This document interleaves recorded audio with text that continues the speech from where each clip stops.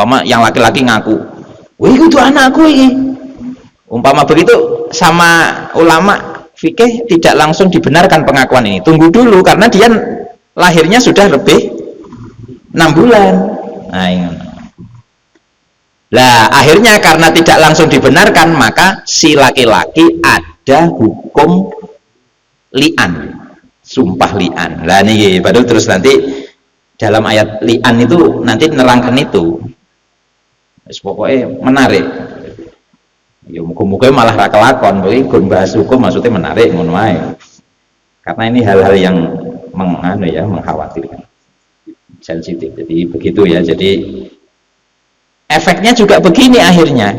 Kalau sudah kalau belum 6 bulan kok tidak diakui anak, kan akhirnya efeknya sampai nggak berhak dapat warisan, tidak punya wali. Artinya nanti kalau dia si anak nikah ya walinya wali hakim. Sampai segitunya. Jadi karena aturan minimal nikah itu penting. Nah ini dari ayat ini tadi yang baru kita baca ini. Wal walidatu yurdina auladahunna haulaini kamilaini. Ibu menyusui anak itu 2 tahun. Wa alal mauludi lan iku wajib ing atase bapak kang diparingi anak, kang diparingi putra. Sapa lahu al maulud. Al abu tegese bapak. Rizkuhunna utawi rizkine wal walidatu yurdina itu. It amul walidati tegese memberi makan piro-piro ibu. Wakis suatu hunalan memberi sandangan walidat. Alal irdoi yang ngatasi nyusoni. Idkunna idakunna naliko walidat iku mutolakotun.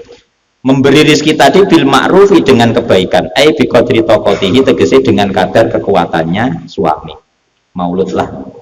La tukallafu tidak dibebani sopo nafsun perorangan individu illa wus'aha angin ing sak kuwate nafsun. Tokotaha tegese sak kuwate. Ya ini juga membahas fikih nih Pak. Wa alal mauludi lahu rizquhunna wa kiswatuhunna bil ma'ruf. Kalau ada istri ketika dicerai dia hamil, maka tetap suami punya kewajiban memberi nafkah. Ayatnya ini. Wa alal mauludilah, mauludilah itu bapak. Wajib bagi bapak rizquhunna, memberi rizki ke istri tadi yang hamil tadi, wa kiswatuhunna, dan memberi sandangan ke istri tadi bil ma'ruf dengan baik. Jadi tidak disia-siakan. Tapi latukallafu nafsun illa wus'aha, memberi rizki nafkahnya tidak di atas kekuatan dia ya standar sak mampune. Latukallafu tidak dibebani sopo nafsun perorangan illa wus'aha kecuali ya sak mampune. Jadi beban menafkahi itu hanya semampunya. Nah, ini jadi kalau ada orang cerai di masa iddah itu tetap istri itu tetap dinafkahi suami. Apa? Sakit. Nanti apa? Iddahnya sampai melahirkan.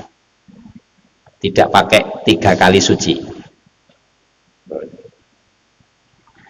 Bismillahirrahmanirrahim.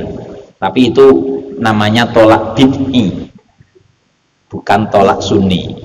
Tolak bid'i, tolak sunni ya yang dulu pernah kita sampaikan. Tolak sunni itu artinya mentalaknya aman, tidak kena dosa. Tapi kalau tolak bid'i itu mentolaknya tidak aman karena kena dosa. Dosa apa? Dosa memperlambat iddah. Kalau dia hamil kan akhirnya nunggu 9 bulan. Memperlambat masa iddah. Artinya istri ini kalau mau nikah lagi dia harus nunggu sampai melahirkan. Kelamaan lah, membuat istri kelamaan iddahnya ini namanya bid'i, nggak boleh, haram. Tapi sah tapi haram. Kayak tadi malam saya ngaji ke anak-anak, gara-gara di kitab ada wayasduku bitohiri. Ini gara-gara wayasduku bitohiri al maksubatu. Itu sama anak-anak dimaknani dibenarkan memakai debu suci yang dari gosopan, yang dari curian. Gara-gara, wah itu gak mau no maknane lah pripun. debu suci itu kategori, termasuk kategori debu suci itu bisa jadi dari harta gosopan, tapi gosopnya ya tetap haram, nyolongnya tetap haram, tapi kan yang disolong itu debu suci. Nah berarti bagaimana tayamumnya? Ya haram, bukan terus dibenarkan. Nah, sah tapi haram, kayak nyolong sarung buat sholat, sholatnya sah tapi haram. Saya ngaji di masjid ini Pak, mana Punggur, kan iseng komplain, iya kok sah haram, haram wae, ora usah disah-sah nih.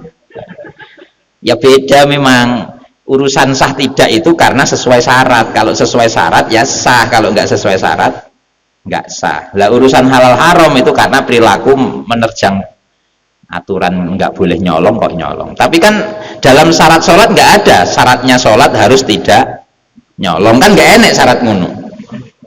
Nah, jadi artinya ya tetap dipisah. Yongko sing urusan kan makanya kan nah akhirat enek timbangan, mizan, timbangan. Ya kan malaikat dewi sing nimbang kok mumet. Ya wis, yang penting yang sesuai syarat ya sah. Kayak tayamum pakai debu suci ya sah. Ternyata debunya nyolong, ya nyolongnya ya haram. Lah kok disahkan? Ya disahkan karena suci kok debunya.